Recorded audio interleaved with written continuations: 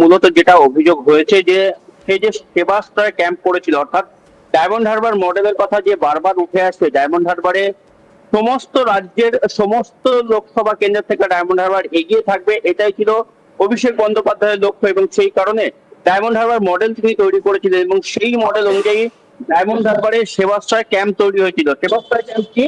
সেখানে হচ্ছে অত্যাধুনিক চিকিৎসা ব্যবস্থা সাধারণ মানুষ পাবেন।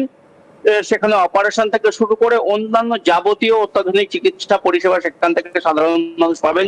নামকরা ডাক্তারবাবুরা সেখানে আসবেন, বিভিন্ন মেডিকেল ফেসিলিটিস তারা পাবেন, তার ব্যবস্থা করা হয়েছিল এই সেবাশ্রয় ক্যাম্পে। অর্থাৎ অস্থায়ী হাসপাতাল তৈরি করা হয়েছিল। প্রথম বছর ডায়মন্ড হারবার থেকে শুরু হয়েছিল, কিন্তু গত বছর অর্থাৎ সেবাশ্রয় 2 নম্বর যে ক্যাম্প চালু হয়, সেই ক্যাম্প কিন্তু শুধু ডায়মন্ড হারবার নয়, ডায়মন্ড হারবার লোকসভার অন্তর্গত সমস্ত বিধানসভাগুলোতে কিন্তু এই সেবাশ্রয় ক্যাম্প হয়েছিল। অভিযোগ উঠেছে এই সেবাশ্রয় ক্যাম্প নিয়ম মেনে হয়নি। এই সেবাশ্রয় ক্যাম্পে যে সমস্ত মেশিন পত্র ব্যবহার হয়েছিল তার অনেকগুলোই অবৈধভাবে, বেআইনি ভাবে ব্যবহার হয়েছিল, তেমনটাই অভিযোগ।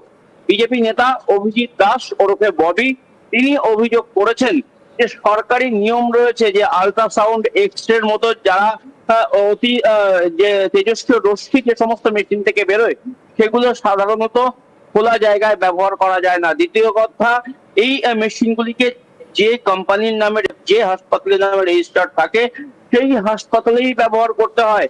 এটা গাড়িতে নিয়ে বিভিন্ন জায়গায় ঘোরাঘুরি করা যায় না। কিন্তু সেই সমস্ত নিয়ম ভেঙে এই সেবাশ্রয় ক্যাম্পে এই সমস্ত যন্ত্রপাতি ব্যবহার করা হয়েছে এবং সেটা প্রসেনজিৎ, সরকারি নিয়ম বহির্ভূত। একটু থামাচ্ছি। সেবাশ্রয় তো একটা স্থায়ী হাসপাতাল নয়, সাধারণ মানুষকে চিকিৎসা দেওয়ার জন্য একটা ক্যাম্প করা হয়েছিল। তুমি যে সমস্ত ইনস্ট্রুমেন্টের কথাগুলো বলছো, একটা ক্যাম্পে কি এই ধরনের ইনস্ট্রুমেন্ট আদেও রাখা যায়? যারা চিকিৎসক সেই সময় ছিলেন বা ওই সেবাশ্রয়ে যারা সাধারণ মানুষকে পরিষেবা দিয়েছিলেন, তারাও তো গোটা বিষয়টা সম্পর্কে যথেষ্ট অবগত, তারা কেন চুপ করেছিলেন? একেবারে দেখো, এই সমস্ত নিয়েই কিন্তু প্রশ্ন উঠেছে। তার কারণ যেমনটা সাধারণ মানুষ বা যেমনটা এই সমস্ত ব্যক্তি যাদের সাথে আমরা এখনো পর্যন্ত কথা বলতে পেরেছি, যারা অন ক্যামেরায় কথা বলতে চাননি কিন্তু অফ ক্যামেরায় যারা বলেছেন, তারা জানিয়েছেন যেহেতু সরকার চলছিল তৃণমূল কংগ্রেসের, অভিষেক বন্দ্যোপাধ্যায় সেই তৃণমূল কংগ্রেসের সর্বভারতীয় সাধারণ সম্পাদক অভিষেক বন্দ্যোপাধ্যায় ডায়মন্ড হারবারের সাংসদ, তিনি যা করছেন সেই বিষয় নিয়ে প্রশ্নকে তুলবে, সেটা নিয়ে প্রশ্ন তোলার ব্যাপারই নয়। এবং যেহেতু সরকার নিজের উদ্যোগেই ক্যাম্প চালাচ্ছে, সেক্ষেত্রে এই ধরনের প্রশ্ন ওঠার কথাই নয়। সরকারের নিয়ম সরকার যদি ভাঙে, সেক্ষেত্রে কি বলার আছে এই সমস্ত ক্যাম্পে যে সমস্ত স্বাস্থ্যকর্মীরা ছিলেন, চিকিৎসকরা ছিলেন, তাদেরকে? পাশাপাশি তারা কোনো কিছুর প্রতিবাদ করলে তাদের বিরুদ্ধেও কিন্তু ব্যবস্থা গ্রহণ করতে পারতো, এমনটাও কিন্তু আশঙ্কা ছিল। অর্থাৎ নিজেদের যে ক্ষমতা, সেই ক্ষমতা দেখিয়েই কার্যত এই বেআইনি কাজগুলো করা হয়েছে, তেমনটাই কিন্তু অভিযোগ। এবং সেই অভিযোগের কারণেই এই বিজেপি নেতা কিন্তু এবারে যখন সরকার পরিবর্তন হয়ে গেছে, তখন কিন্তু তিনি মুখ খুলেছেন এবং তিনি বিষ্ণুপুর থানায় ইতিমধ্যেই অভিযোগ দায়ের করেছেন। শুধুমাত্র অভিষেক বন্দ্যোপাধ্যায় নয়, তার আরো যারা সহযোগী ছিলেন, নাম করা সহযোগী, অভিষেক বন্দ্যোপাধ্যায়ের পিএ ছিলেন সুমিত রায়, তার নামে অভিযোগ হয়েছে। জাহাঙ্গীর খান, অভিষেক বন্দ্যোপাধ্যায়ের ডান হাত বলে পরিচিত, ফলতার অন্যতম তৃণমূল নেতা যাকে পুষ্পা বলা হচ্ছিল, সেই জাহাঙ্গীর খানের নামে অভিযোগ আছে। বর্তমানে মগরাহাট পূর্বের বিধায়ক তিনি আছেন শামীম আহমেদ, যিনি কিনা অভিষেক বন্দ্যোপাধ্যায়ের অন্যতম সৈনিক বলা যায় এই ডায়মন্ড হারবার এলাকার, সেই শামীম আহমেদ, তার বিরুদ্ধে অভিযোগ হয়েছে। এরকম কিন্তু অনেকগুলো তাবর নেতাদের নাম আছে যারা কিন্তু অভিষেক বন্দ্যোপাধ্যায়ের অত্যন্ত ঘনিষ্ঠ।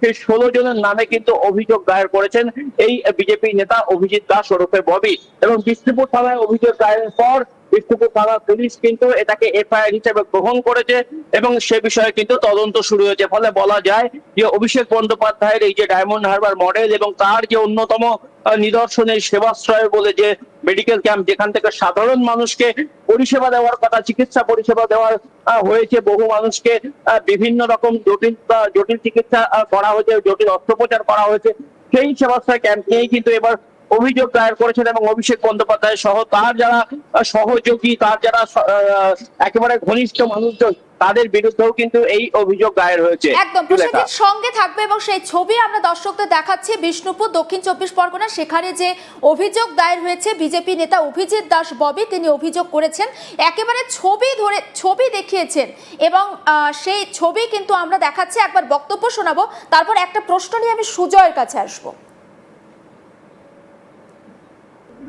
এই যে সেবাশ্রয়ের নামে অভিষেক ব্যানার্জি যেভাবে এখানকার ব্লাফবাজি করেছে, যেখানে মানুষকে মিথ্যা আশ্বাস দিয়ে তাদেরকে জোর করে যে সেবাশ্রয় ক্যাম্পগুলোতে নিয়েছে যে ভালো পরিষেবা পাওয়া যাবে, ভালো ডাক্তার আছে, কিন্তু আমরা ইনভেস্টিগেশন করে দেখেছি যে ডাক্তাররা কেউ ছিলই না, অধিকাংশ হোমিওপ্যাথি ডাক্তার, হাতুড়ে ডাক্তার, তাদেরকে সাদা অ্যাপ্রন পরিয়ে তাদেরকে ডাক্তার সাজিয়ে আনা হয়েছে এবং ভুলভাল লোককে ওষুধ দিয়েছে। ওইগুলো কী ওষুধ, কোন কোম্পানির ওষুধ, সেগুলো এক্সপায়ারি কিনা, তার সেগুলো মানে কোনো মানুষ, গরিব খেটে খাওয়া মানুষ, তারা জানবে কি করে, তাদের ফোর্সফুলি আসতে বাধ্য করেছে তৃণমূলের নেতা নেত্রীরা।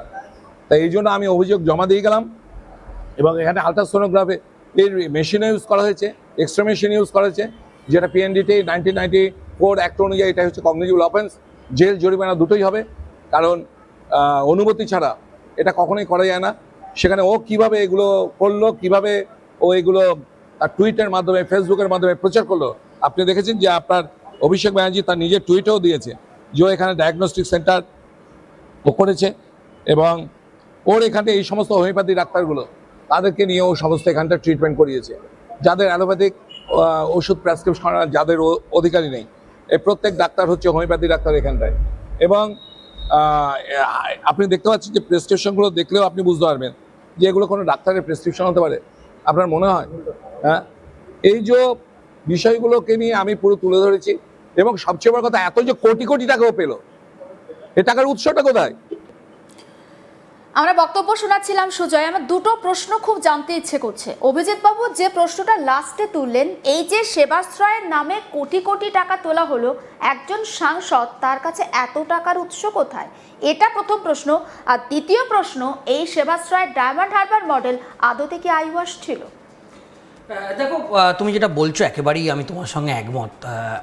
42টা লোকসভা কেন্দ্র আছে আমাদের রাজ্যে, একমাত্র ডায়মন্ড হারবার লোকসভা কেন্দ্রেই এই সেবাশ্রয়টা হয়েছে। তাহলে অন্য যে আরও যে 41টা লোকসভা কেন্দ্র আছে, কোথাও কেন হয়নি? তার মানে দেখো, এইটা ঠান্ডা মাথায় ভাবতে গেলে, তুমি যে লোকসভা কেন্দ্রের ভোটার বা আমি যে লোকসভা কেন্দ্রের ভোটার, তাহলে আমরাও তো ওই ধরনের উন্নত মানের যে চিকিৎসা পরিষেবা পেতে পারতাম, তাহলে আমরা তো পাইনি, তুমি পাওনি। তাহলে দেখো, আমরা যদি একটু ভাবি, এটা একেবারে গোড়ায় গলদ।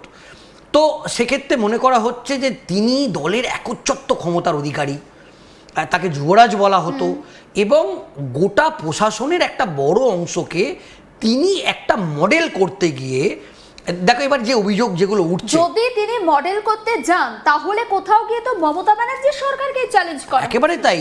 তার মানে এটা তো প্রথম থেকেই সংবাদ মাধ্যমে একবার নয় বারে বারে প্রশ্ন করছে, তাহলে রাজ্যে যে মাল্টি সুপার স্পেশালিটি এত হাসপাতাল তৈরি হয়েছে গোটা রাজ্য জুড়ে, যেটা মমতা বন্দ্যোপাধ্যায় নিজে স্বাস্থ্যমন্ত্রী, হেলথ মিনিস্টার, তিনি বলছেন যে স্বাস্থ্য ব্যবস্থা একটা আমূল পরিবর্তন তিনি ঘটিয়েছেন, তাহলে তার ভাইপো তিনি যে মডেল করলেন এবং সেই মডেল একেবারে তাই অভিজিৎ দাস ববি যে অভিযোগ করেছেন যে এই ধরনের মানে ক্যাম্পগুলো করতে তো কোটি কোটি টাকা লাগে, সেই টাকার উৎস কোথায়, এই টাকা কে দিলেন? এবং তাহলে এটা তিনি করতে গিয়ে, তিনি জনপ্রিয়তা অর্জন করতে গিয়ে তিনি যে ওষুধ দিয়েছেন সাধারণ মানুষদের, এবং হোমিওপ্যাথি ডাক্তারদের নিয়ে আসা হয়েছে, যে ডাক্তার তারা পাস করেনি, এমনকি যে ওষুধ দেওয়া হয়েছে সেটাকে মানা হয়নি।